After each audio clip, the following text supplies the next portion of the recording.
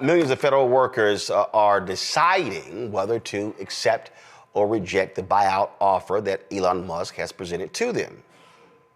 Critics say the offer is a bad deal because the criminal-in-chief, Donald Trump, is not authorized to make that kind of deal. Remember, Congress must approve something like that. Ben Dixon is a pastor, political commentator, author of God is Not a Republican. So Ben, y'all are trying to get these federal workers not to accept this buyout. Explain. Yes, exactly. And I'm glad I heard you almost say black, because we know so many federal workers are black people. We know for certain that Congress has not authorized any type of buyout. And we know for certain that this was off guard. A lot of people, even in Donald Trump's administration, was caught off guard by Elon Musk creating this buyout package. We are encouraging all federal workers to, one, not fall for it, because like you said, it is a trap. But number two, they are the front line holding the line against MAGA. We need them to stay in their jobs, in their positions, and make sure that they hold the line. Do not take the buyout from MAGA. Have you communicated with some? Because I saw one report earlier this week that an estimated 20,000 federal workers had actually accepted the buyout. I was talking. It's interesting. I saw this tweet. I brought it up yesterday from the right wing radio person, Buck Sexton, and he was like, "Well, it tells you these people want to accept the buyout because they want to keep these cushy federal jobs." And my response was, "No, idiot. It's because the buyout is not real. It's fake. It's fraudulent." This is the graphic. I just pulled it up myself. This is the graphic right here, Ben. Y'all pushing out. Federal workers do not resign. Do not resign. America needs you. Resist from within. Document everything. Demand excellence. MAGA will fail. But the most important thing, and spread the word, no MAGA buyout. But again, it's illegal. The federal, there's nothing there. There's nothing there. Congress, actually, it starts in the House. Congress appropriates money. There is nothing there in the federal budget that says, yeah, we're going to pay these buyouts. That's right. That's right. So it's smoke and mirrors, and it's to create a momentum. They're trying to create a momentum so that federal workers will quit on their own. They understand that they don't have the power. They have to go through the bureaucracy. They have to go through red tape to try to fire any of these individuals. And so they're trying to entice them to quit. But like you said, it's a trap. There's no congressional approval for this. This is Elon Musk talking out the side of his neck, trying to run a fast one on you. Federal workers do not resign. And if you know a federal worker, if you know somebody who knows somebody who knows somebody who's a federal worker, please spread the word. Do not resign. My panel, Matt. So, Pastor, what happens if people don't take these resignations or this buyout, and the administration says you got to go and people just decide not to leave? Like, what are their rights, literally, in terms of being in a federal building, removal? What does that process look like? And the reason I ask that is my understanding is something like 2% of the federal workforce is considering taking this, which means the other 98% are not, which means there will be mass action, presumably, as it relates to firing. What is your understanding on their rights in terms of removal and that kind of thing if they choose not to take this buyout and their hands are forced? Well, thankfully, many federal workers are unionized, and many of the unions are speaking out right now, letting it be known that they are collectively denying and refusing to even consider this buyout. And so their first line of defense will be their unions, their union attorneys, those individuals who know how to file a wrongful termination suit. That's their next line of defense, to make sure you have your lawyers as much as you can get them, if you have them, to represent you immediately if you're fired. But while you're there, most importantly, we need you to document everything, because we expect a functioning government with MAGA, just like we did underneath Joe Biden. And so federal workers can document the incompetence that we know comes with MAGA. And also, I mean, I've seen some stories, Ben, and if you can speak to this, that where some have speculated that if you take this buyout, it could have implications regarding your federal pension. That's right. No, absolutely right. The part of the buyout, again, this is something crafted by Elon Musk. So you have to think that this is something that comes from the corporate sector. And hold on, before you say, and It's literally the exact same language. He took it from what he did at Twitter. So they just copy and paste it. Right. He copied and pasted the fork in the road email headline. Right. And so this is him letting everyone know that it is Elon Musk. He is trying to show how big his ego is and how much power he has. He did not consult with any of the department heads, any of the cabinet members. He made this move. It was disruptive even to MAGA, if you can, imagine that. He superseded the disruption of MAGA. And to what end? To lie to people, to try to entice you to quit. That's how they win. Workers, federal workers, please, for the love of everything, hold the line, do not resign. Zachary. One thing that I think is my question, right, as someone who does content creation, how can we get the word out on a broader scale to ensure that the federal workers know that, one, this probably is a violation of the Anti-Deficiency Act, and that the max you can get anyway from the government would be $25,000. So this would exceed that for many of these employees.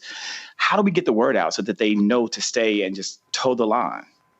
No, absolutely. We have to get the word out one by one. We can't, there's no platform big enough that's going to come in and save us. So we need every content creator, every person in a text thread with your family, even some folks you haven't talked to in a while, anyone that you know from high school or college or your church that might be a federal worker. We need to reach them as individuals. We need everyone to do their part. The other thing is, I'm honestly, as I'm looking at the live audience with Brother Roland tonight, we need everyone in the live audience to go and recruit 5 more people to come and sit and listen to the wealth of knowledge that's happening here. It doesn't matter how much content we create if we don't get eyes on that content. So we need to get 100,000 Black folks watching Roland Martin every night. That's how we get the word out. Michael. Pastor Ben Dixon, can you talk about exactly what a civil service employee is and how that differs from an appointee? Yes. And how does this play into this whole buyout? How does this play into Schedule F employees, which is part of Project 2025, and eliminating about 50,000 at least employees and replacing them with Trump loyalists?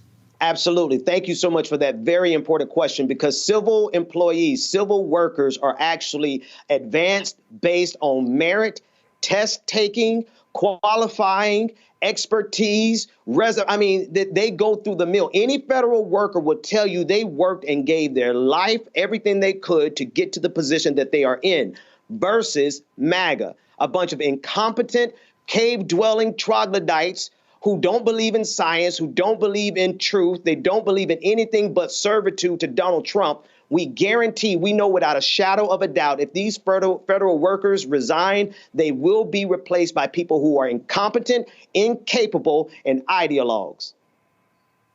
All right, thank you. Matt. One more question, Pastor Ben. So my understanding is under President Clinton, there was some version of federal workers being asked to leave. I don't know all the contours of that, but if you would please let us know, is there any precedent for this? And if so, how was it done legally there so we can contrast to what we're seeing, the illegal, actions going on now? Not at this scale and not in this magnitude in terms of who's doing it. Elon Musk, the request goes against most of the policy, which requires a 30-day notice in any case with federal workers. That's the baseline, not to mention whatever the unions have. On top of that, there are layers to this being done. However, if they could just get everyone to quit, then they don't have to go through those layers. And so how would it absolutely look? Actually, one second. I actually have the answer here. So a fact check was done on this here. And go to my iPad. Did Clinton set the precedent for mass federal workers? Trump fans say his plan for federal worker buyouts is not new. In the early 1990s, Bill Clinton signed. See, I want y'all to hear this. This is the operative phrase. Bill Clinton signed an act allowing $25,000 buyouts for federal workers. That was passed by Congress. And that's right here. Under Clinton, the government offered mass buyouts. But there's a key difference with what's happening under Donald Trump.